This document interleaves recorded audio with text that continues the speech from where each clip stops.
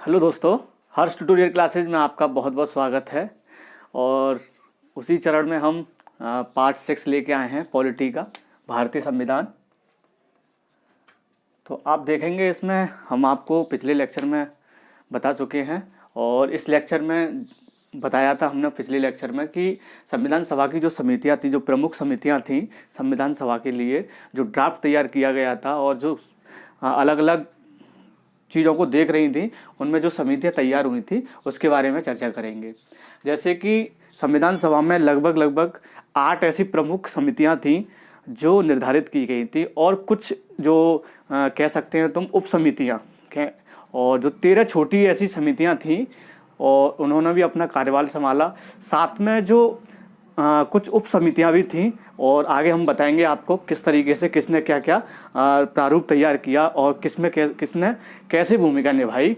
तो देखेंगे जैसे संघ शक्ति समिति थी, जो इसकी जो अध्यक्षता जो कर रहे थे वो जवाहरलाल नेहरू जी थे।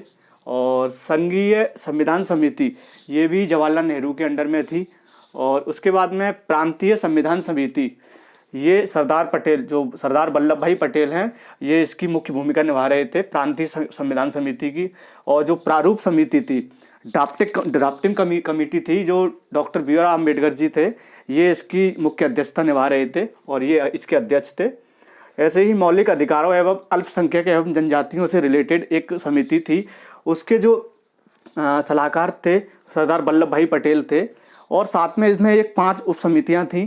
5 उप समितियों के साथ में भी इसका कार्यभार संभाल रहे थे और इसकी अध्यक्षता सरदार वल्लभ भाई पटेल कर रहे थे। ऐसे ही प्रक्रिया नियम समिति थी एक, जो प्रोसेसिंग लॉ वाली जो कमेटी थी, उसमें डॉक्टर राजेंद्र प्रसाद की भूमिका रही। और राज्यों के लिए जो समिति बनाई गई थी, जो प्रांत थे उनको एक गठित करने के लिए जो उसकी जो समिति बनाई गई थी, और उसकी जो भूमिका में जो अध्यक्षता कर रहे थे जवाहरलाल नेहरू जी कर रहे थे।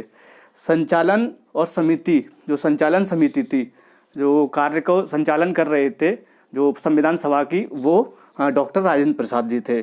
आपको पता है ये स्थायी अध्यक्ष भी रहे डॉक्टर राजेंद्र प्रसाद।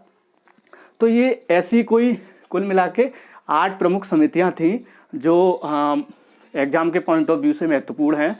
तो इसको आप याद रखना। साथ में आप बात करेंगे जो प्रारूप समिति थी, ये एक मुख्य कह सकते हैं, ये मुख्य समिति ऐसी मानी जाती है क्योंकि इसने एक ड्राफ्ट तैयार किया था। पूरा प्रारूप, जो संविधान का जो ढांचा आप देखते हो अभी कॉन्स्टिट्यूशन का, और जो राज्य व्यवस्था है, जो व्यवस्था को चला रही है, वो सारी जो जिम्मेदारी थी इस प्रारूप समिति की थी। और इस प्रारूप समिति के अध्यक्ष आपको पता है डॉक्टर BR अम्बेडकर जी थे। साथ में इसका जो गठन था संविधान सभा में, प्रारूप समिति का जो गठन था 28 अगस्त 1947 को हुआ था। लेकिन आपको एक बात और बता दूं मैं, सर BN राव जो कानूनी सलाहकार भी थे, साथ में सर BN राव ने कच्चा मसौदा तैयार किया था। संविधान जो असेंबली थी उसमें कच्चा मसौदा तैयार करने के लिए सर BN राव ने भूमिका निभाई और एक ड्राफ्ट तैयार किया छोटा सा, क्योंकि वो एक विश्वविख्यात कानून विधि न्यायवादी भी थे वो, और अच्छी समझ रखते थे कानून की। इसलिए उन्होंने एक कच्चा मसौदा तैयार करके दिया और उसी ड्राफ्ट के अनुसार फिर एक प्रारूप समिति का गठन हुआ। गठन होने के बाद में उसमें एक 7 सदस्यीय ये कमेटी गठित की गई प्रारूप समिति की। उसमें 7 सदस्यों में number 1 doctor BR Ambedkar ji, ये अध्यक्ष थे इस प्रारूप समिति के। साथ में N गोपाल स्वामी अयंकर, नंबर 3 पे अल्लादी कृष्ण स्वामी अय्यर, और डॉक्टर KM मुंशी चौथे। 5वें है सैयद मोहम्मद सादुल्ला। नंबर 6 पे N माधव राव। N माधव राव से पहले BL मित्र एक पर्सन थे जो स्वास्थ्य कारणों से इन्होंने इस पद से त्यागपत्र दे दिया था, और फिर उसके बाद में N माधव राव को चुन लिया गया था। ऐसे ही TT कृष्णमाचारी जो थे 7वें, 1948 तक ये DP खेतान सिंह जी रहे थे। उसके बाद में ये विदेश चले गए थे और मृत्यु होने के साथ साथ इन्होंने ये स्थान, इनका जो ग्रहण था वो TT कृष्णमाचारी ने ग्रहण किया। तो ये तो 7 रहे। लेकिन बताते हैं कि जो संविधान सभा है, संविधान सभा में जो प्रारूप समिति ने जो काम किया, जो संविधान का कच्चा मसौदा और साथ में ड्राफ्ट तैयार हुआ, उसमें जो अहम भूमिका थी डॉक्टर BR अम्बेडकर जी ने निभाई। क्योंकि कुछ ऐसे लोग थे जो विदेश चले गए, कुछ लोग ऐसे थे स्वास्थ्य कारण ऐसा रहा तो कुछ लोग शामिल नहीं हो पाए, कुछ लोग ऐसे थे कि इंटरेस्ट नहीं दिखाया और संविधान सभा में और या प्रारूप जो ड्राफ्टिंग कमेटी थी उस ड्राफ्ट को बनाने के लिए उन्होंने सहयोग नहीं किया। तो कुल मिला के जो उसका पूरा कार्यभार था इनके कंधों पे आ गया बाबा साहब के। तो बाबा साहब डॉक्टर भीमराव अम्बेडकर जी ने इसको बखूबी निभाया और साथ में एक ड्राफ्ट बेहतरीन आपको अब इस आधुनिक तौर पे आप कॉन्स्टिट्यूशन देखते हो वो इन्हीं की रचना है, इसीलिए इनको फादर ऑफ कॉन्स्टिट्यूशन बोला जाता है। तो आप देखेंगे भारतीय संविधान जो प्रथम प्रारूप था फरवरी 1948 को तैयार किया, फिर फरवरी 1948 को प्रारूप प्रथम बार दिखाया गया संविधान सभा में। उसके बाद उस पर चर्चा परिचर्चा हुई, कुछ आलोचना भी हुई और कुछ ने संशोधन करके कुछ बातें ऐसी बताई, सुझाव भी दिए। तो फिर चर्चा करने के बाद में 8 माह तक ये कार्यक्रम चला था चर्चा परिचर्चा वाला और संविधान सभा में असेंबली में दूसरा जो प्रारूप था अक्टूबर 1948 में प्रकाशित किया। ये ड्राफ्टिंग कमेटी के जो अध्यक्ष थे इन्होंने फिर दोबारा से कम से कम 8 महीने बाद फिर दोबारा से प्रकाशित किया।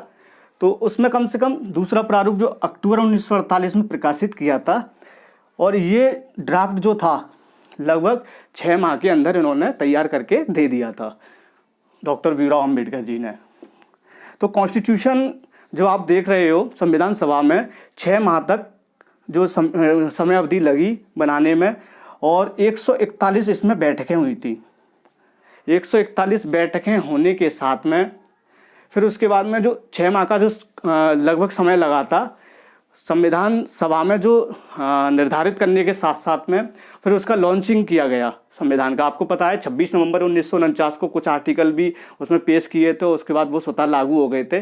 फिर 26 जनवरी 1950 को संविधान लागू हो गया था। तो ये तो चर्चा रही समितियों की और कुछ उसके प्रारूप ड्राफ्टिंग कमेटी थी उसके बारे में कितने सदस्य रहे। तो उसके बाद में आपको हम बता दें आवश्यक तथ्यों के बारे में भी, कुछ इससे रिलेटेड कुछ मुख्य तथ्य भी हैं, मैं आपको अवगत करा देता हूं। संविधान सभा में जो सबसे पहले जो शुरुआत हुई संविधान सभा में हस्ताक्षर हुए, उसके बाद में एक मोहर तैयार हुई थी, वो हाथी का प्रतीक लिया गया था। जो मोहर लगाई गई थी उस पर वो सबसे पहले संविधान सभा में जो मोहर यूज की गई थी वो हाथी का प्रतीक था। Number 2 sir B N Rau संविधान सभा के कानूनी सलाहकार भी थे, आपको पता है, ये भी आप याद रखना। नंबर 3 HBR आयंकर ये संविधान सभा के सचिव रहे थे। और ये नंबर 4 पे LN मुखर्जी हैं, संविधान सभा के मुख्य प्रारूपकार रहे थे। और नंबर 5 पे मूल संस्करण सौंदर्यीकरण एवं सजावट के लिए जो शांति निकेतन एक वो क्या नाम है, शांति निकेतन एक जो कलाकार हैं शांति निकेतन के, एक ये कुल ये आर्टिस्ट का एक वो है जगह और ये तैयार करती है कलाकारों को। तो वहाँ पर उनके जो कलाकार थे उसमें नंबर 1 मंदलाल बोस थे और व्यूअर राम मनोहर सिन्हा थे। इन्होंने इसका सजावट का सौंदर्यीकरण का संस्करण का ये काम किया था। और उसके बाद में मूल प्रस्तावना है जो आप देख रहे हो प्रेम्बल और जो उद्देशिका है प्रेम बिहारी नारायण रायजादा ने हस्तलिखित जो इटैलिक भाषा में लिखा गया था। फिर उसके बाद में जो इसका ज्यामिति और सौंदर्यीकृत अलंकृत वाला जो कार्य था उद्देशिका का प्रस्तावना का वो राम मनोहर सिन्हा जी ने किया था। तो इसी बारे में मैंने आपको चर्चा की। ये एग्ज़ाम के पॉइंट ऑफ व्यू से महत्वपूर्ण है, मैंने बिल्कुल ये कंटेंट वही दिया है निकाल के जिससे कि आपके एग्ज़ाम में पूछा जाता है। बहुत बहुत धन्यवाद। लाइक करें, सब्सक्राइब करें। Thank you.